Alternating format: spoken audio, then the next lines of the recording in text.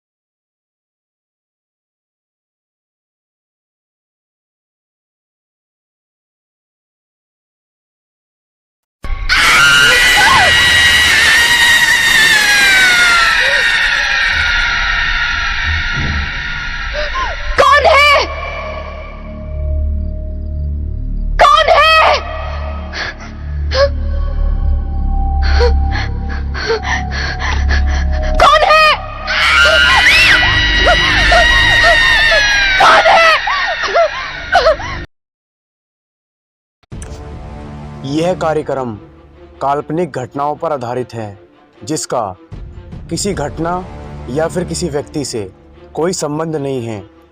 भूत प्रेतों और असामान्य वेशों के होने पर हमारा चैनल कोई दावा नहीं करता और ना ही कोई प्रोत्साहन करता है, मगर एक दावा करता है और वो है डर, जो कि सबको लगता है। तो चलिए बढ़ते हैं आज के कार्यक्रम की ओर।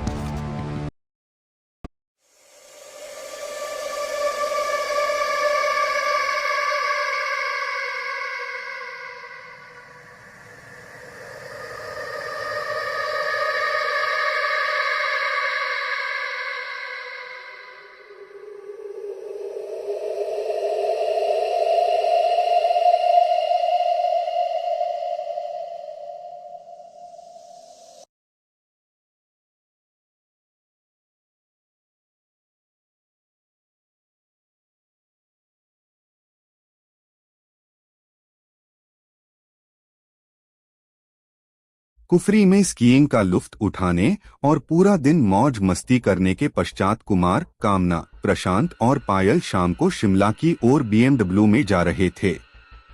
सर्दियों के दिन, जनवरी का महीना, शाम के 6 बजे ही गहरी रात हो गई थी।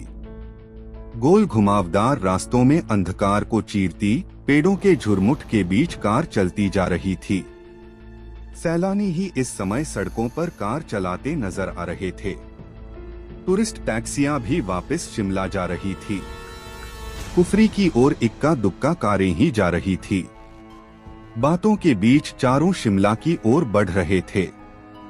लगभग आधा सफर कट गया था। कार स्टीरियो की तेज आवाज में हंसी ठिठोली करते हुए सफर का आनंद उठाते हुए समय का पता नहीं चल रहा था। झटके मारते हुए कार क्यों चला रहे हो? प्रशांत ने झटकती हुई कार में झूलते हुए कुमार से पूछा। प्रशांत भाई, मैं तो कार ठीक चला रहा हूँ, मालूम नहीं यह अचानक से झटके क्यों खा रही है। कुमार ने झटके खाती कार को संभालते हुए कहा, कार को थोड़ा साइड करके देख लेते हैं। हो सकता है कि डीजल में कचरा आ गया हो, थोड़ी रेस देकर देखता हूँ कि कार रिदम में आ जाए। कुमार ने क्लच दबाते हुए कार का एक्सीलेटर दबाया, लेकिन कोई खास कामयाबी नहीं मिली। कार झटके खाती हुई रुक गई। अब क्या करे, चारों के मुख से एक साथ निकला। सभी सोचने लगे कि काली रात के साए में कुछ भी नजर नहीं आ रहा था। सोने पे सुहागा तो धुंध ने कर दी थी। धीरे धीरे धुंध बढ़ रही थी, ठंडक भी धीमे धीमे बढ़ रही थी। कार सड़क की एक साइड पर खड़ी थी। इक्का दुक्का कार टैक्सी आ जा रही थी। प्रशांत बाहर निकलकर मदद मांगनी पड़ेगी। कार में बैठे रहने से कुछ नहीं होगा। कार तो हम चारों का चलाना आता है, लेकिन कार के मैकेनिक गिरी में चारों फेल है। शायद कोई कार या टैक्सी से कोई मदद मिल जाए, कहकर कुमार कार से बाहर निकला। एक ठंडे हवा के तेज झोंके ने स्वागत किया। शरीर में झुरझरी सी फैल गई।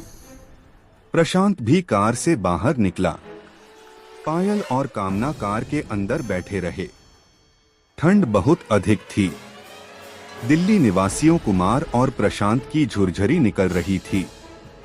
दोनों की हालात दयनीय होने लगी। थोड़ी देर खड़े रहे तो हमारी कुल्फी बन जाएगी, कुमार ने प्रशांत से कहा। ठीक कह रहे हो, लेकिन कर भी क्या सकते हैं, प्रशांत ने जैकेट की टोपी को ठीक करते हुए कहा। लिफ्ट मांगकर शिमला चलते हैं, कार को यहीं छोड़ते हैं। सुबह शिमला से मैकेनिक ले आएंगे, कुमार ने सलाह दी। ठीक कहते हो, रात का समय था। गाड़ियों की आवाजाही नगण्य थी। काफी देर बाद एक कार आई। उनको कार के बारे में कुछ नहीं मालूम था। वैसे भी कार में 5 सवारियां थी। कोई मदद नहीं मिली। 2-3 कारें और आई, लेकिन सभी में पूरी सवारियां थी। कोई लिफ्ट न दे सका। एक टैक्सी रुकी। ड्राइवर ने कहा, जनाब मारुति, होंडा, टोयोटा की कार होती तो देख लेता, यह तो BMW है, मेरे बस की बात नहीं है। एक काम कर सकते हो, टैक्सी में एक सीट खाली है। पति पत्नी कुफरी से लौटकर शिमला जा रहे हैं। उनसे पूछ तो एक बैठकर शिमला तक पहुंच जाओगे। वहां से मैकेनिक लेकर ठीक करवा सकते हो। टैक्सी में बैठे पति पत्नी ने इजाजत दे दी। कुमार टैक्सी में बैठकर शिमला की ओर रवाना हुआ। प्रशांत कार में बैठ गया। प्रशांत पायल और कामना बातें करते हैं समय व्यतीत कर रहे थे। धुंध बढ़ती जा रही थी। थोड़ी देर बाद प्रशांत पेशाब करने के लिए कार से उतरा। कामना पायल कार में बैठे बोर हो गई थी। मौसम का लुत्फ उठाने के लिए दोनों बाहर कार से उतरी। कपकपाने वाली ठंड थी। कार में बैठो, बहुत ठंड है। कुल्फी जम जाएगी, प्रशांत ने दोनों से कहा। बस 2 मिनट मौसम का लुत्फ लेने दो, फिर कार में बैठते हैं, पायल और कामना ने प्रशांत को कहा। भूतिया माहौल है। कार में बैठते हैं, प्रशांत ने कहा। प्रशांत की बात सुनकर पायल खिलखिलाकर हंस दी। भूतिया माहौल नहीं, मुझे तो फिल्मी माहौल लग रहा है। किसी भी फिल्म की शूटिंग के लिए परफेक्ट लोकेशन है। काली अंधेरी रात, धुंध के साथ सुनसान पहाड़ी सड़क। हीरो हीरोइन का रोमांटिक मूड, सेंसुअस सॉन्ग। कौन सा गीत याद आ रहा है? तुम दोनों गा। मेरा रोमांटिक पार्टनर तो मैकेनिक लेने गया है, कामना ने ठंडी आह भरकर कहा। तीनों हंस पड़े। तीनों अपनी बातों में मस्त थे। उनको मालूम ही नहीं पड़ा कि कोई उनके पास आया है। एक शख्स जिसने केवल टी-शर्ट पैंट पहनी हुई थी, प्रशांत के पास आकर बोला, आपके पास क्या माचिस है? इतना सुनकर तीनों चौंक गए। जहां तीनों ठंड में कांप रहे थे, वही वह शख्स केवल टी शर्ट और पैंट पहने खड़ा था। कोई ठंड नहीं लग रही थी उसे। प्रशांत ने उसे ऊपर से नीचे तक गौर से देखकर कहा, आपको ठंड नहीं लग रही क्या? उसने प्रशांत के इस प्रश्न का कोई उत्तर नहीं दिया, बल्कि बात करने लगा। आप भूतिया माहौल की अभी बातें कर रहे थे। क्या आप भूतों में विश्वास करते हैं? क्या आपने कभी भूत देखा है? नहीं, दिल्ली में रहते हैं, न तो कभी देखा है और न कभी विश्वास किया है भूतों पर। प्रशांत ने कहकर पूछा, क्या आप विश्वास करते हैं? हम पहाड़ी आदमी है, हर पहाड़ी भूतों को मानता है, उनका अस्तित्व होता है। उस शख्स की भूतों की बातें सुनकर कामना और पायल से रहा नहीं गया। उनकी उत्सुकता बढ़ गई। भाई कुछ बताओ भूतों के बारे में, फिल्मी माहौल हो रखा है, कुछ बात बता। उस शख्स ने कहा, देखिए हम तो मानते हैं। आप जैसा कह रहे हैं कि शहरों में भूत नजर नहीं आते, हो सकता है नजर नहीं आते होंगे, मगर पहाड़ों में तो हम अक्सर देखते रहते हैं। कहां से आते हैं भूत और कैसे होते हैं, कैसे नजर आते हैं? प्रशांत ने पूछा। उस शख्स के हाथ में सिगरेट थी। वह सिगरेट को हाथों में घुमाता हुआ बोला, भूत हमारे आपके जैसे ही होते हैं, वे रोशनी में नजर नहीं आते हैं। होते कौन है भूत, कैसे बनते हैं? पायल ने पूछा। यहाँ पहाड़ों के लोगों का मानना है कि जो अकस्मात किसी दुर्घटना में मौत के शिकार होते हैं या फिर जिनका कत्ल कर दिया जाता है, वे भूत बनते हैं। उस शख्स ने कहा, क्या वे किसी को नुकसान पहुँचाते हैं, मारपीट करते हैं? प्रशांत ने पूछा। अच्छे भूत किसी को कुछ नुकसान पहुँचाते हैं। अच्छा मैं चलता हूँ, सिगरेट मेरे पास है। आपके पास माचिस है तो दीजिए, सिगरेट सुलगा लेता हूँ, उस शख्स ने कहा। प्रशांत ने लाइटर निकालकर जलाया। उस शख्स ने सिगरेट सुलगाई।